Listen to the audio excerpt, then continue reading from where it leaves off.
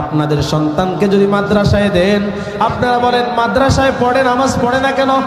ও হুজুর, ওস্তাদজি, আমার সন্তান বাড়িতে গেলে নামাজ পড়ে না। বলে আপনি পড়েন কিনা? বলে না।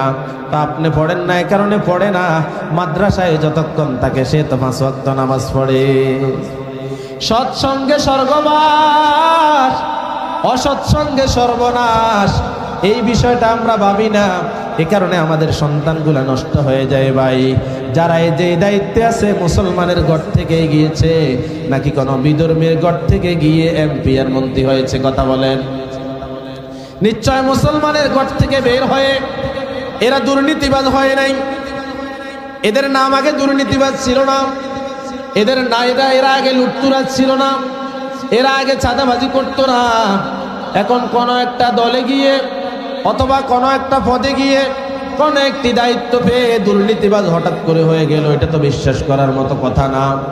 এটা হলো অসৎসঙ্গে সর্বনাশ হওয়ার একটা কারণ।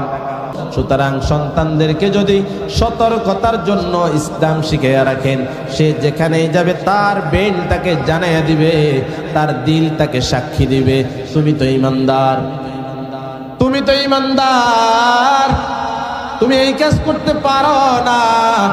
আরেকজনের সম্পদ যদি তুমি ভক্ষণ করো, তাহলে তোমাকে জাহান্নামে যেতে হবে। সে যতদিন মাফ করবে না, ততদিন আমি রব্বে কারীম তোমাদেরকে মাফ করব না। এই কারণে আমাদেরকে সচেতন হতে হবে, সন্তানদেরকে দ্বীন শিক্ষা দিতে হবে। মাতা পিতার হক যদি সন্তান থেকে আদায় করে নিতে হয়, সন্তানের পাওয়া হকগুলো আগে বুঝিয়ে দিতে হবে। যদি বলেন আমার সন্তান বড় হয়ে সম্মানের সাথে থাকবে, উলঙ্গ থাকবে না, আমার সন্তান শালীন পোশাক পরবে, বেহায়া পোশাক পরবে না, নিশ্চয় আপনাকে সিদ্ধান্ত নিতে হবে তার শিশুকালে আপনি কোন পোশাক তাকে পরান, সে অনুযায়ী তার বাকি জীবন গড়বে।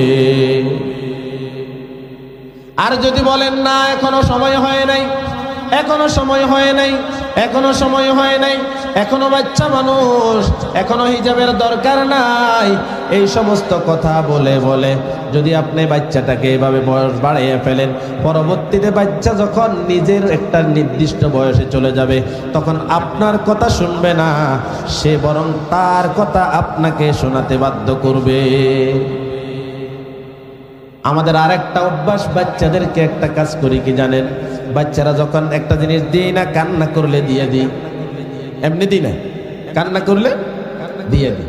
কান্না করলে দেওয়ার কারণে সেইটা বুঝে আমি যতবারে কিছু চাইবো, না দিলেই কাঁদবো।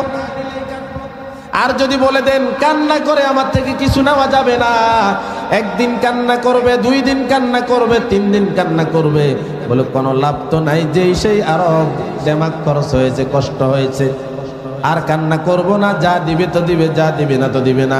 আপনার চরিত্র সম্পর্কে সে বুঝে যাবে, আপনার সিদ্ধান্ত সম্পর্কে সে বুঝে যাবে।